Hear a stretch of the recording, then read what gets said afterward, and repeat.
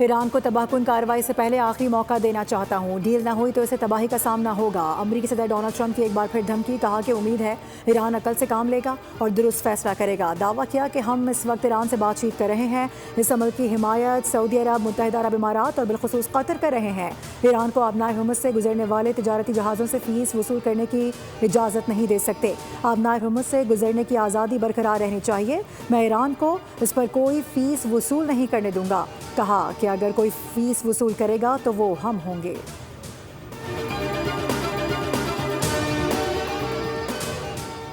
اپنی سرزمین کے دفاع کے لیے بھرپور اور پوری طاقت کے ساتھ مقابلہ کریں گے۔ ایرانی صدر مسعود پزشکیان نے کہا ہے کہ ایران کشیدگی کا دائرہ وسیع نہیں کرنا چاہتا، سلامتی اور مفادات کے دفاع کے لیے بھرپور کارروائی کریں گے۔ ایران امن کا خواہاں ہے۔ ادھر ایرانی وزارت خارجہ کے ترجمان اسماعیل بقائی نے امریکہ سے مذاکرات کی تردید کر دی، کہا کہ امریکہ کے ساتھ فی الحال کوئی بات چیت نہیں ہو رہی۔ ایرانی مذاکراتی ٹیم کے تمام ارکان فی الوقت ایران میں موجود ہیں۔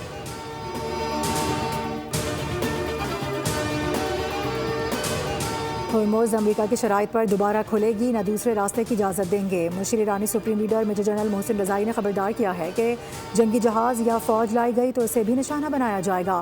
یوکرین کو ایرانی جہاز پر حملے کے نتائج بھگتنا ہوں گے۔ ایران نے یوکرین میں 3 اہداف پر حملوں کی تیاری کر لی تھی۔ یوکرین نے فون کر کے ایرانی جہاز پر حملے کو اپنی غلطی بھی قرار دیا۔ بہت سے جہاز ایران کی وارننگ پر واپس مڑ رہے ہیں۔ پاکستان نے چین سے 1.3 ارب ڈالر کی ری فائنینسنگ جلد مکمل کرنے کی درخواست کر دی۔ وزارت خزانہ کے ذرائع کے مطابق رقم جلد موصول ہونے سے زر مبادلہ کے ذخائر کو بھی سہارا ملے گا۔ گزشتہ ماہ جولائی میں 2.2 ارب ڈالر ادائیگیاں کی گئی تھیں، جس میں 1.3 ارب ڈالر چینی کمرشل قرض اتارا گیا۔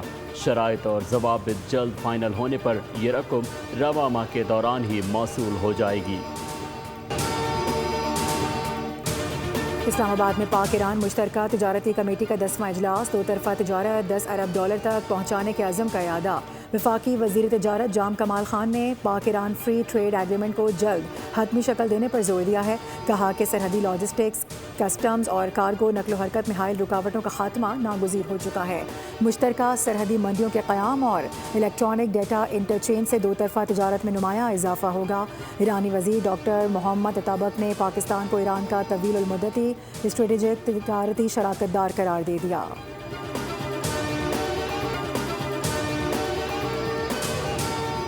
IMF ہمیں مخصوص اوقات میں سستی بجلی فراہمی کی اجازت نہیں دے رہا۔ درآمدی ایندھن پر انحصار ملک کی معیشت اور توانائی کی سلامتی کے لیے بھی خطرہ ہے۔ وفاقی وزیر توانائی اویس لغاری نے کہا کہ پاکستان شعبہ توانائی میں تاریخی تبدیلی سے گزر رہا ہے۔ ملک میں سولر پاور کی اصلاح میں 38,000% کے قریب پہنچ چکی ہے۔ درآمدی ایندھن پر انحصار پاکستان کی معیشت اور توانائی سلامتی کے لیے خطرہ ہے۔ حکومت کا پیٹرولیم مصنوعات کی قیمتوں میں کمی کا اعلان۔ پیٹرول کی قیمت میں 4 روپے 8 پیسے فی لیٹر کمی، نئی قیمت 331 روپے 95 پیسے ہو گئی۔ ڈیزل کی قیمت 2 روپے 45 پیسے کمی سے 389 روپے 93 پیسے ہو گئی۔ پیٹرول پمپس مالکان کی ہٹ دھرمی برقرار، پیٹرول سستا دینے سے انکار۔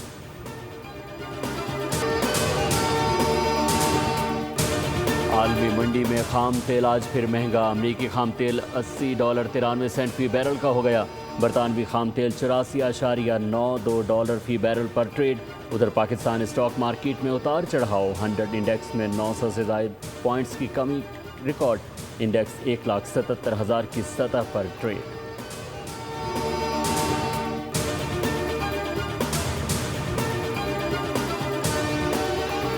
آزاد کشمیر قانون ساز اسمبلی کے انتخابات کا دوسرا مرحلہ، حلقہ اہل 27 اور 28 کے 54 پولنگ اسٹیشنز پر ووٹنگ جاری، سیکیورٹی کے انتہائی سخت انتظامات۔ ان حلقوں میں بارش اور لینڈ سلائیڈنگ کے باعث اتوار کو پولنگ ملتوی کر دی گئی تھی۔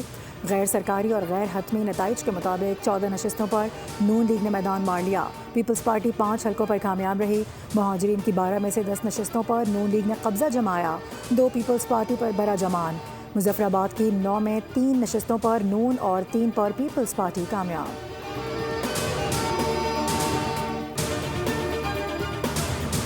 بھائی ماننا پڑے گا، کراچی کی ترقی اور ٹرانسپورٹ کی مشہوری تو اب ڈراموں میں تفریح کے لیے استعمال ہو رہی ہے۔ وزیر اطلاعات پنجاب عظم بخاری کا طنز، شاعر سید ضمیر جعفری کی نظم بھی شیئر کی، لکھا کہ کراچی کی بس میں سفر کر رہا ہوں، سفر ہر قدم پرخطر ہو رہا ہے۔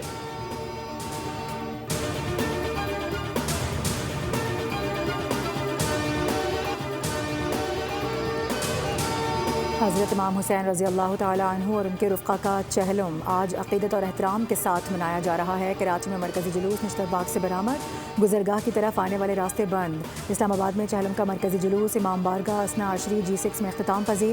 پشاور میں چہلم کا جلوس امام بارگاہ حسینیہ ہال صدر سے برآمد۔ لاہور میں مرکزی جلوس حویلی الف شاہ اندرون دہلی گیٹ سے برآمد ہوا۔ شہدائے کربلا کے چہلم پر کوئٹہ میں آج موبائل فون سروس معطل۔ سیکیورٹی فورسز کی خیبر پختونخوا میں مؤثر انٹیلیجنس بیسڈ کارروائیاں، لکی مروت میں کارروائیوں کے دوران متعدد خوارج ہلاک۔ سیکیورٹی ذرائع کے مطابق سیکیورٹی فورسز نے خوارج کے متعدد ٹھکانے تباہ کیے، بھاری مقدار میں اسلحہ، گولہ بارود اور دیگر سامان بھی برآمد ہوا۔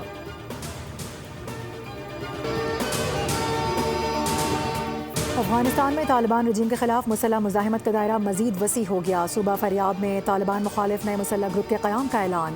افغان طالبان کے ظالمانہ طرز حکومت کے خلاف عوامی مزاحمت زور پکڑنے لگی۔ تعلیم، روزگار اور انسانی حقوق پر پابندیوں کے خلاف مزاحمت میں اضافہ۔ ذرائع کے مطابق پچھلے 3 ماہ میں طالبان 186 سابق فوجی اہلکاروں کو قتل کر چکے۔ شہدائے پولیس کی جرأت اور قربانیاں قوم کے لیے باعث فخر ہیں۔ صدر آصف علی زرداری اور وزیر اعظم شہباز شریف کا یوم شہدائے پولیس پر پیغام۔ صدر زرداری نے کہا کہ دہشت گردوں کے خلاف پولیس کی کارروائیاں قابل ستائش ہیں۔ پولیس نے دہشت گرد اور جرائم پیشہ نیٹ ورکس کو ناکام بنایا۔ شہریوں کے تحفظ اور قانون کی حکمرانی کے لیے پولیس کی خدمات قابل تحسین ہیں۔ وزیر اعظم نے کہا کہ پوری قوم اپنے ان غیور بیٹوں اور بیٹیوں کو سلام پیش کرتی ہے، جن کی بے لوث خدمات نے آنے والی نسلوں کے لیے ایک محفوظ اور روشن مستقبل کی راہ ہموار کی۔ شہداء کے اہل خانہ کو معیاری تعلیم، صحت کی بہترین سہولتیں اور دیگر فلاحی اقدامات سمیت ہر ممکن تعاون فراہم کرنے کے لیے حکومت کوشاں ہے۔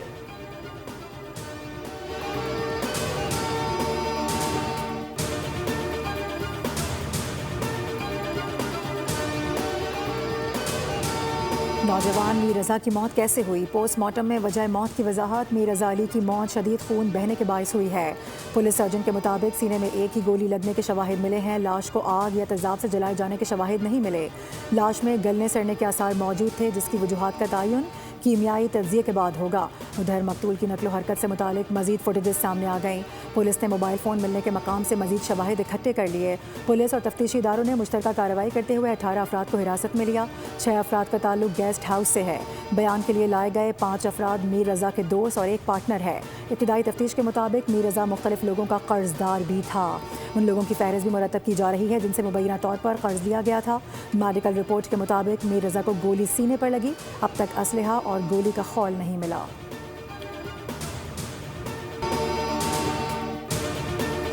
اس کے حوالے سے ہمیں تفصیلات فراہم کی جائیں۔ یہ تشدد ہوا ہے، تشدد کر کے اس کا مرڈر کیا گیا ہے، گولی اس کو پیچھے سے ماری گئی ہے۔ یہ تمام چیزیں ہمیں بھی معلوم کیا نرسری سے ملی ہیں، اور جو میڈیا سے جن کے انٹرویوز لیے نرسری پہ انہوں نے بھی بتایا۔ میڈیکل رپورٹ صرف گولی لگنے کی کیوں آئی ہے؟ میڈیکل رپورٹ میں تشدد کا کیوں نہیں بتایا گیا؟ بیٹے کو قتل کیا گیا، واقعے کو خودکشی کا رنگ دیا جا رہا ہے۔ میر رضا علی کے والد نے تحقیقات پر تحفظات کا اظہار کر دیا، کہا کہ بیٹے کے چہرے، جسم اور ہاتھوں کے فنگر پرنٹس کو جلایا گیا، اس کو پیچھے سے گولی ماری گئی۔ 28 جولائی کو بیٹا لاپتہ ہوا، 29 جولائی کو لاش ملی، تو 24 گھنٹے تک وہ کہاں تھا؟ لاہور کے علاقے غازی آباد میں ذہنی معذور لڑکی سے مبینہ زیادتی کا case. D I G operations نے ایس ایچ او سمیت پورے عملے کو معطل کر دیا۔ تھانے میں فرنٹ ڈیسک کے اہلکار بھی معطل۔ 2 روز قبل اے ایس آئی عمران نے ذہنی معذور لڑکی کو زیادتی کا نشانہ بنایا تھا۔ پولیس نے اے ایس آئی کے خلاف مقدمہ درج کر کے گرفتار کیا تھا۔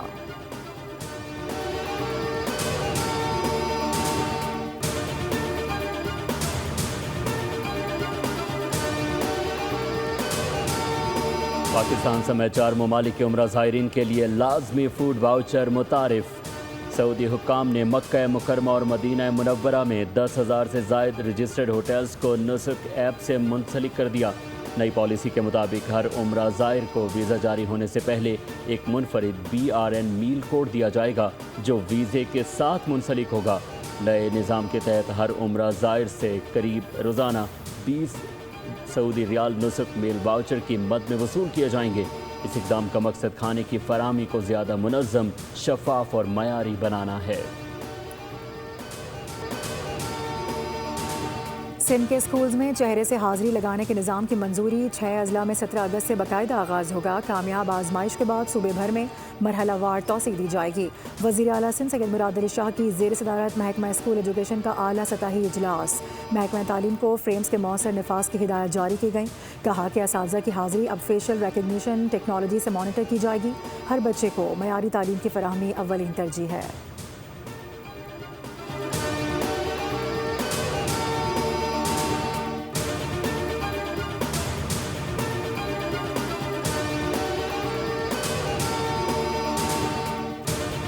محکمہ موسمیات کی لاہور سمیت پنجاب کے مختلف شہروں میں آئندہ 2 سے 3 روز میں بارش کی پیش گوئی۔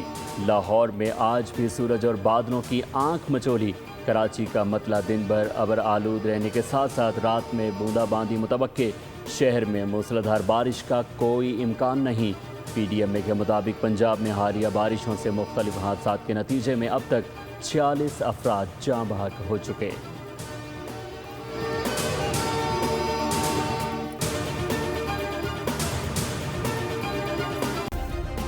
سبسکرائب کریں اور بیل دبائیں تاکہ کوئی خبر رہ نہ جائے۔